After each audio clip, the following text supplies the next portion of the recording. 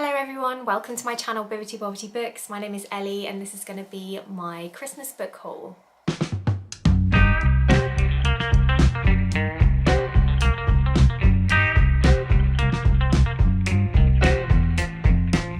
So firstly, I want to say Happy New Year to you all. I hope you had a lovely start to the new year, and I really hope that 2025 brings you a lot of joy, a lot of happiness and a lot of good books. And yeah, today we are starting off with a good old-fashioned book haul. So I was very fortunate to get some books for Christmas from friends and family, and I also gifted myself some books for Christmas, because if you can't treat yourself during the holidays, when can you? And of course we had the Boxing Day sale as well. So I do have quite a few books to talk to you about today, and I'm excited to share them with you. And yeah, let's just jump straight into it. So the first book that I was very kindly gifted for Christmas is Waken Hurst by Michelle Paver. So this is actually a book that I haven't heard of before, but I have heard of the author, which is why the person gifted it to me, because they know that I read Michelle Paver's other book, which is called Dark Matter, A Ghost Story, and I really loved it. So I was thrilled to see this author's name when I opened the package, and I'm very excited to try another one of her books. So I believe this is a horror story, and I'll give you a little read of the synopsis. In Edwardian Suffolk, a manor house stands alone in the lost corner of the fens, a glinting wilderness of water whose whispering reeds guard ancient secrets. Maud is a lonely child growing up without a mother, ruled by her repressive father. When he finds a painted medieval devil in a graveyard, unhallowed forces are awakened. Maud's battle has begun. She must survive a world haunted by witchcraft, the age-old legends of her beloved fen, and the even more nightmarish demons of her father's past. And then it says, spanning 5 centuries, Waken Hurst is a darkly gothic thriller about murderous obsession and one girl's longing to fly free. That sounds fantastic. I love the fact that it talks about witchcraft and age-old legends. So I think it's going to be a little bit fantastical, it's going to be creepy, it's going to be atmospheric, and I'm very excited. So that's the first book on my haul. The next book that I got for Christmas was Ship of Magic by Robin Hobb. This is the first book in the Live Ship Traders trilogy, I think it's called, and I was very pleased to get this for Christmas because I am actually going to be buddy reading this with my lovely friends John over at Disquiet and Dragons and Nikhil over at Shelf Esteem. We're going to be reading this one in February, and I'm so excited. We read the first trilogy together. Well, John and Nikhil read the first 2 books together because I'd already read those 2, and then I joined in for the 3rd book.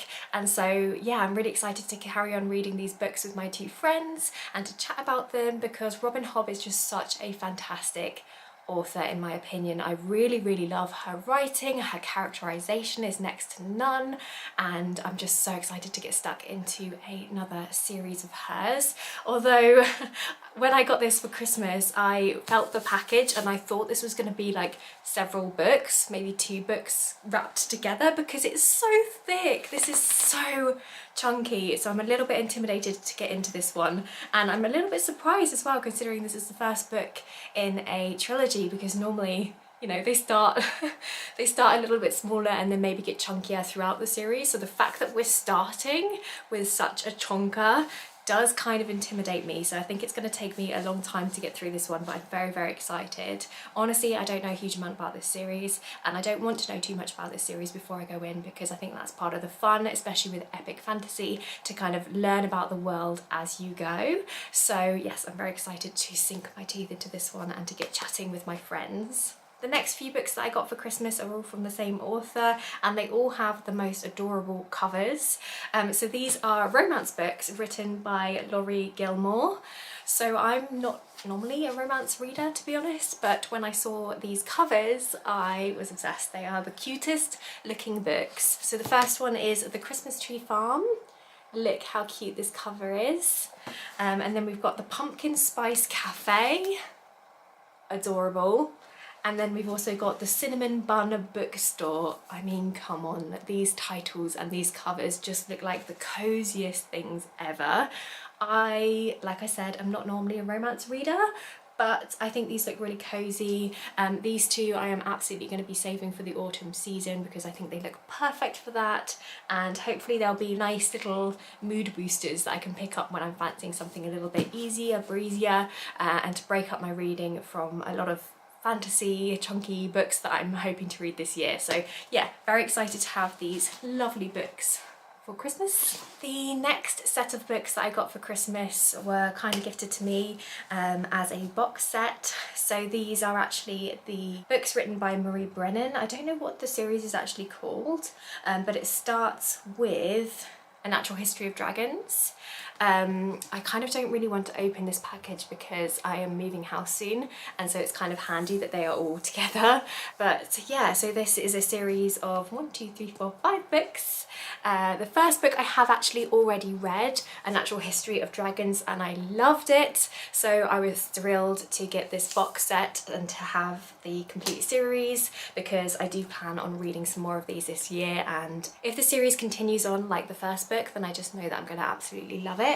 So if you haven't heard of this series before, it is a fantasy series, and the first book follows a woman. It's set in kind of like a Victorian-esque era, so women are kind of oppressed, they're kept from higher education and things like that, but she finds a way to educate herself because she is passionate about history, natural history in particular.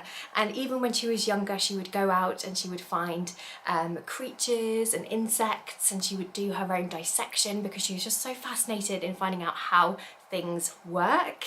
And that passion continues throughout her life, and she ends up marrying someone who has a similar passion to hers, and they end up going on research adventures. They travel together and they find out about dragons because dragons exist in this world, but no one really knows too much about them. So yeah, she goes on this exploration mission and she finds out about it, and her passion really shines through the pages, and it's kind of cozy in a way, I think because it's written in that Victorian sort of era. I don't know, there's something about the writing style that I find really comforting, and I really enjoyed the first book. So yeah, I'm very excited to carry on with this series. The next book that I got for Christmas is Gardens of the Moon by Erikson. So I actually got this for myself with some Christmas money because I am reading this in January. So as you're watching this, I will be reading this book. My lovely friend Nikhil over at Esteem is doing a read-along of the Malazan series. I will link details below if you want to join. So he is going to be reading these books, quite a few of them actually this year. It's quite a fast-paced schedule, so I don't know if I'm going to be able to keep up with it throughout the whole year, but I'm definitely going to be reading this first book in January, and I'm very excited because I've heard nothing but fantastic things about this story, although I am a little bit intimidated because some people do say that Erikson's writing is quite dense and his stories can be a little bit hard to get into, but I'm not going to let that put me off, and I'm just very excited to read this one and to have a chat with my friend about it.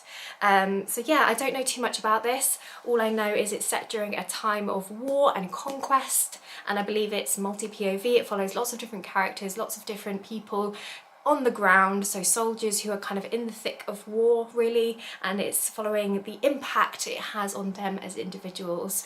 And I know that it has some hard-hitting themes in here, and there's also things like magic and the gods, and it all kind of interweaves into this fantasy plotline, I suppose. I'm very, very excited to give this one a go.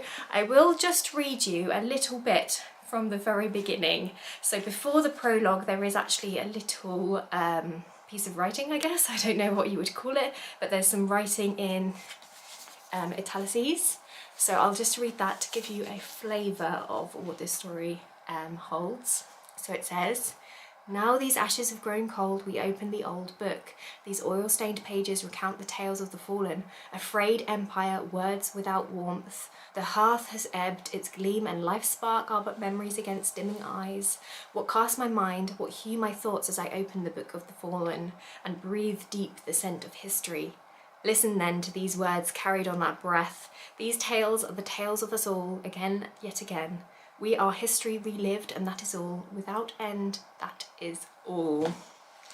I've got to say, from that alone, I am excited to read this book. I think Stephen Erikson is going to have a writing style that really works for me. I feel like it's going to be very evocative and very descriptive, and I love that in my prose. So yeah, I'm very, very excited to finally be getting to this epic fantasy series.